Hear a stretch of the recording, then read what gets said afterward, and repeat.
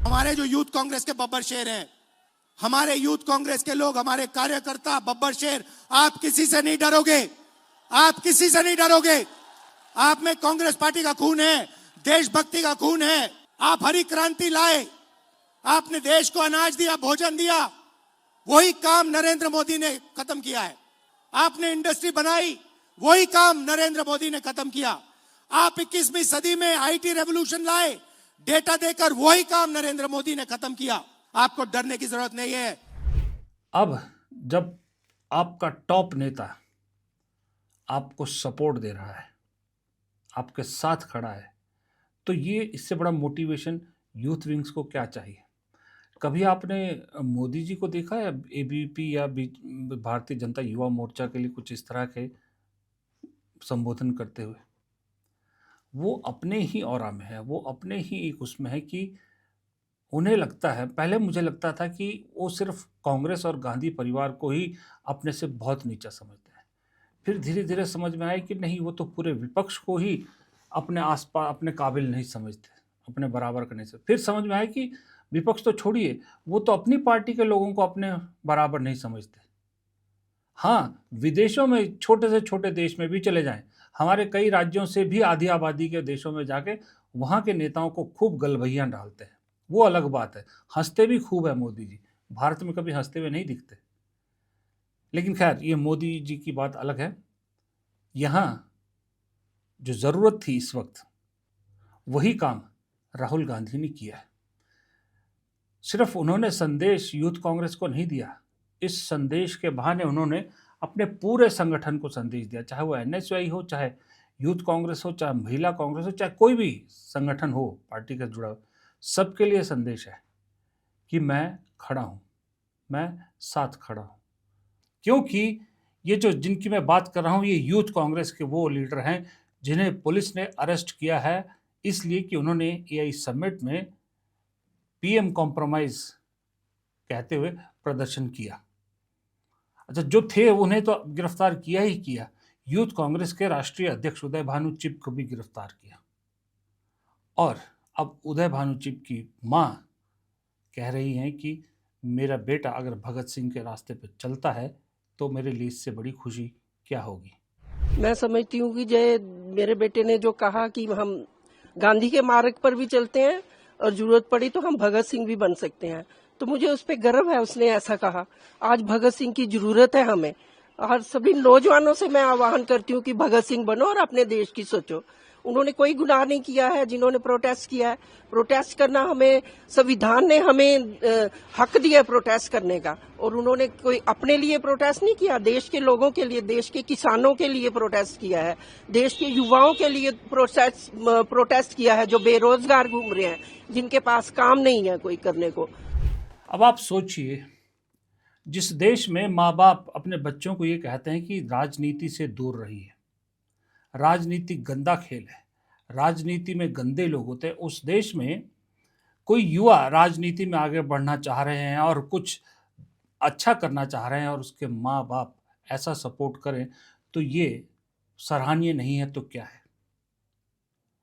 Youth Congress ने जो उस दिन किया, जो प्रदर्शन किया, उस दिन बहुत से लोगों ने उसे क्रिटिसाइज किया, लेकिन धीरे धीरे सही सबको इस बात का एहसास हो रहा है कि प्रदर्शन अगर उनका गलत था तो उसके बाद जो कार्रवाई दिल्ली पुलिस कर रही, सरकार कर रही है, उससे भी ज़्यादा गलत है। यूँ तो मैं तो नहीं मानता खैर उनका प्रदर्शन करना गलत था, क्योंकि जिस बीजेपी ने इसे गलत कहा है वो खुद तो पहले यही सब करती आई है, लेकिन उसके बाद जो दिल्ली पुलिस कर रही है वो ज़्यादा खतरनाक है, वो ज़्यादा अनडेमोक्रेटिक है। लोकतंत्र में विरोध करना हक होता है।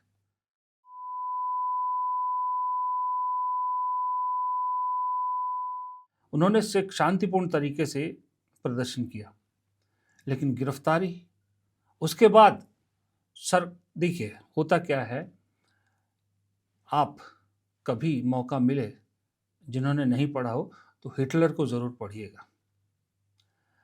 हिटलर को भी जब कोई रास्ता नहीं सूझता था आखिर में, तो उन्हें दमनकारी नीति अपनाई, और ये हर तानाशाह की निशानी होती है कि जब उसको लगता है चीज़ें हाथ से निकल रही है तो वो दमनकारी नीति अपनाता है, लोगों को डराने की कोशिश करता है।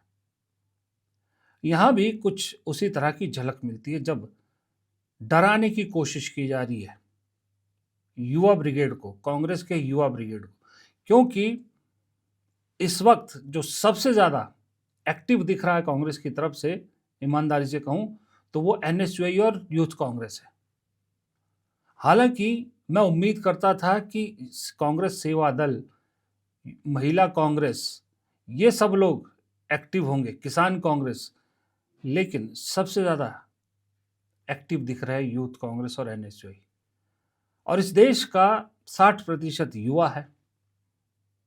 यही चीज सरकार को सता रही है और युवाओं को दबाने डराने के जरिए कोशिश कर रही है कि कांग्रेस में ये जो एक तरह का नया जोश सा आने लगा है, इसे यहीं खत्म कर दिया जाए। वो कहते हैं ना, सांप के फन को कुचलने की कोशिश की जा रही है।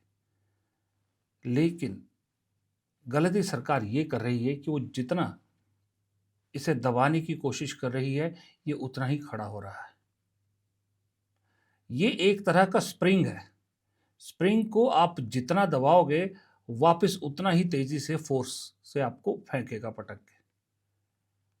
ये स्प्रिंग का काम सरकार जो करने की कोशिश कर रही है, ये यूथ लीडर्स के साथ लगा कांग्रेस में डर बैठ जाएगा।